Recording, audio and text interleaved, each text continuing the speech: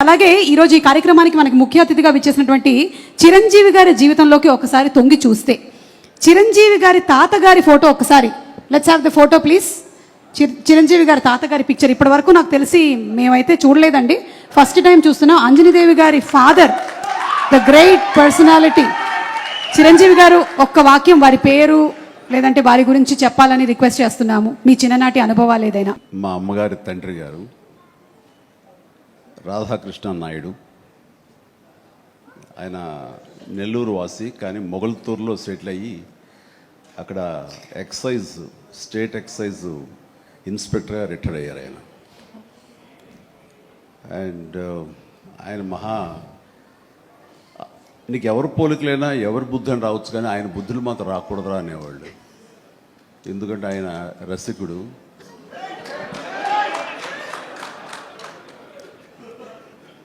ఇద్దరు ఇంట్లో ఉండేవాళ్ళు, నాకు ఇద్దరు అమ్మమ్మలు.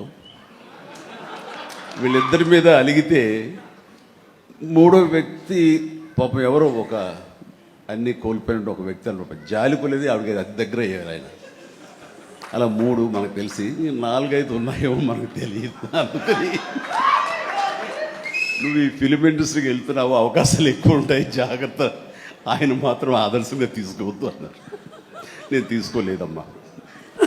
చిరంజీవి గారి తాతగారి గురించి తెలుసుకోవడం మాత్రమే కాదు, ఆయన చాలా దాన ధర్మాలు చేస్తారు, మంచి బుద్ధి వచ్చింది, అది ఒక్కటి కొంచెం అందిపుచ్చుకున్నాను. ఓకే, అయితే ఇప్పుడు రామ్ చరణ్ గారి తాతగారిని ఒకసారి చూద్దాము. రామ్ చరణ్ గారి తాతగారు అంటే చిరంజీవి గారి తండ్రి గారు. Photo please.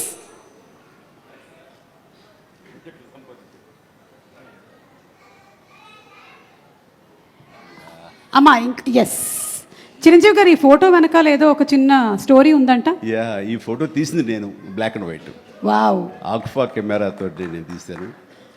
ఇది మా నాన్నగారు చాలా స్ఫురద్రూపి అండి.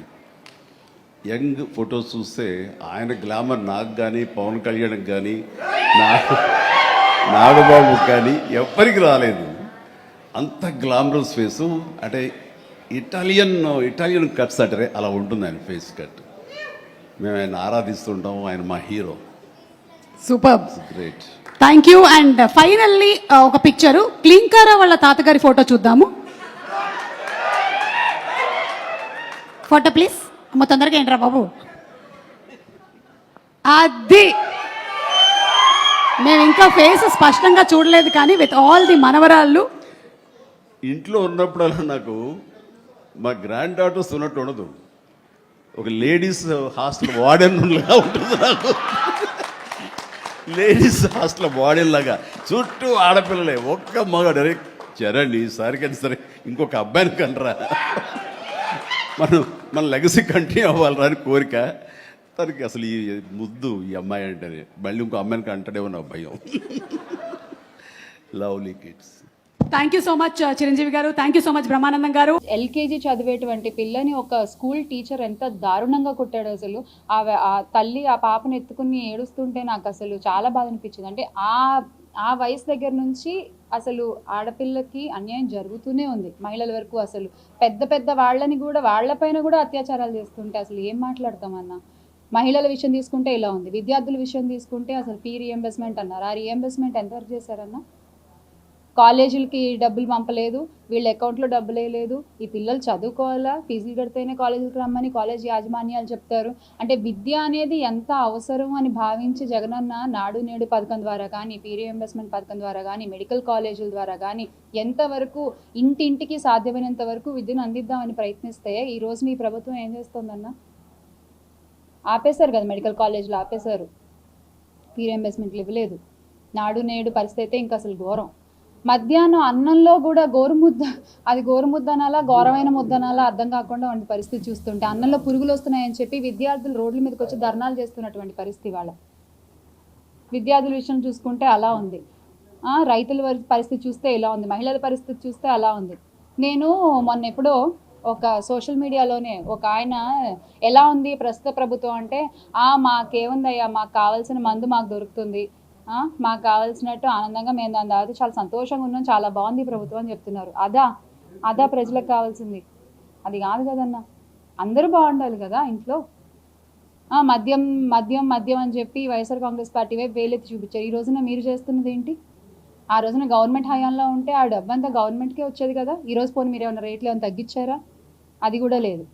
మళ్ళీ దానివల్ల మా మహిళలకే ఎంత బాధ, వాళ్ళు తాగల పడిపోతుంటే. అవునా కదా అక్క?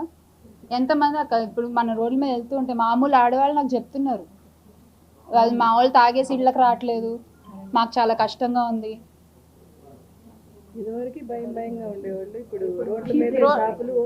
ఎక్కడ పడితే అక్కడ పక్కన గుడి ఉందో లేదు, బడుందో లేదు, వాళ్ళ ఇష్టం.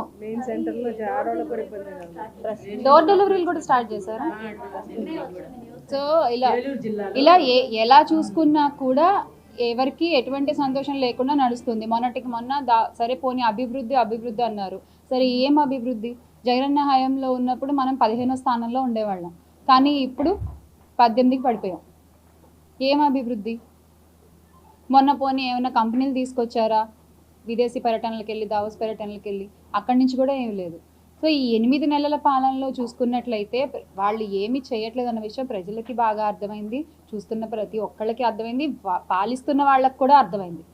ఏమన్నా అంటేనేమో నెలకు ఒక టాపిక్ తీసుకొచ్చి డైవర్షన్ పాలిటిక్స్ చేస్తున్నారు, వాళ్ళు చేసేటువంటి వివన్నీ కప్పిపుచ్చుకోవడానికి. ఏది ప్రజలు చూడకుండా లేరు, ఏది ప్రజలు గుర్తుపెట్టుకోకుండా లేరు. త్వరలో మళ్ళీ ప్రజలకి ఎవరిని ఎన్నుకోవాలో బాగా తెలుసు. మీరే దాన్ని చక్కగా గుర్తు చేస్తున్నారు ప్రతిరోజు, ప్రతి పూట. దానికి మీకు ప్రత్యేకంగా థ్యాంక్స్ చెప్పుకోవాలి. సో మళ్ళీ ఖచ్చితంగా ఆంధ్రప్రదేశ్ అభివృద్ధి అనేది జగన్తోనే సాధ్యం అవుతుంది. అది ప్రతి ఒక్కళ్ళు ఈ రోజున బలంగా నమ్ముతున్నారు. Make Andhra great again with Jagan అన్న. జై జగన్.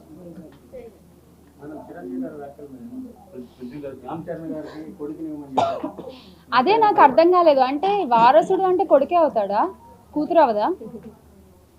అది ఏమో మరి మెగాస్టార్ చిరంజీవి గారు ఏ ఉద్దేశంతో అన్నారో నాకు తెలియదు, కానీ వారసుడు అనేవాళ్ళు కొడుకులే అవ్వాలి అనేటువంటి ఒక ఆలోచన నుంచి అందరూ బయటకు వస్తే బాగుంటుంది. ఇంత మహిళలు ఇంత అభివృద్ధి చెందుతూ ఇంత ముందుకు నడుస్తున్న ఈ రోజుల్లో కూడా వాళ్ళ ఇంట్లో వాళ్ళ కోడలే ఉంది. ఉపాసన గారు ఎంత చక్కగా రన్ చేస్తున్నారండి, ఒక డైనమిక్ లేడీ, ఒక ఉమెన్. వాళ్ళ మదర్స్ కానీ వాళ్ళ సిస్టర్స్ కానీ వారసులు ఖచ్చితంగా ఎవరన్నా అవ్వచ్చు, అది కొడుకే అవ్వాల్సిన అవసరం లేదు అనేది నా అభిప్రాయం. మరి ఆయన ఏ ఉద్దేశంతో అన్నారో మనకు తెలియదు కదా. హిట్ టీవీ యాప్, ఇందులో short news, live news, entertainment shows, movies, digital magazines తో పాటు మీ జిల్లా వార్తలను కూడా ఫ్రీగా చూడొచ్చు. అంతేకాదు కేజీ నుంచి పీజీ వరకు విద్యార్థులకు స్కాలర్షిప్ కూడా అందిస్తున్నాం.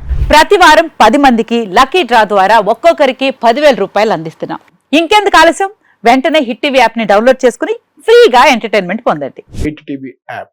Hit TV app. Please download hit TV app. Hit TV app ని ఫ్రీగా డౌన్లోడ్ చేసుకుని ఎంజాయ్ చేయండి. మీకు నచ్చిన ఎంటర్టైన్మెంట్ కోసం హిట్ టీవీ యాప్ ని ఫ్రీగా డౌన్లోడ్ చేసుకుని ఎంజాయ్ చేయండి. హిట్ టీవీ యాప్ ని డౌన్లోడ్ చేసుకుని ఆస్వాదించండి, ఆశీర్వదించండి. ఇంతమంది సెలబ్రిటీలు హిట్ టీవీ యాప్ ని డౌన్లోడ్ చేసుకోండి అని చెప్తున్నారంటే ఎంత మంచి యాప్ ఆలోచించండి.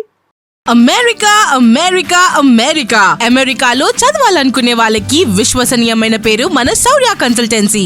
UK లో 1 year masters. UK లో 1 year masters. 2 years work permit up to 5 years visa. Contact Saurya Consultancy. Contact 89851 89851.